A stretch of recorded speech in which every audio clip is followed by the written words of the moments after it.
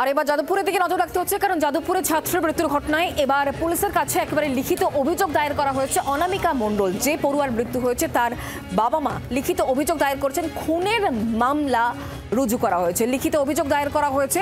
যাদবপুরে ছাত্রের মৃত্যুর ঘটনায় অজ্ঞাত পরিচয় ব্যক্তির বিরুদ্ধে এবার খুনের মামলা করা হচ্ছে মৃত ছাত্রীর পরিবারের তরফ থেকে। এই ঘটনায় খুনের মামলা রুজু, যাদবপুর থানায় গিয়ে লিখিত অভিযোগ দায়ের করেছেন মৃত ছাত্রীর বাবা মা।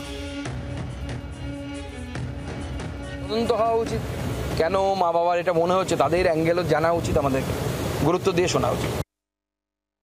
রহস্যজনকভাবে মেয়েটি মারা গেল, তার মা বাবা যদি খুনের অভিযোগ করে থাকেন, পুলিশ প্রশাসন নিশ্চিতভাবে সম্পূর্ণ শক্তিতে এর তদন্ত করবে। এবার প্রশ্ন হচ্ছে যে যারা আরজি করার সময় জেগে উঠে বড় বড় কথা বলছিলেন এবং মিথ্যা কথা বলছিলেন, প্রতিবাদ তো আমরা সবাই করেছি, যারা মিথ্যা কথা বলছিলেন তো তারা কই? অভয়ার বাবা মা আজকে এই বাবা মার পাশে দাঁড়াতে যাবেন না?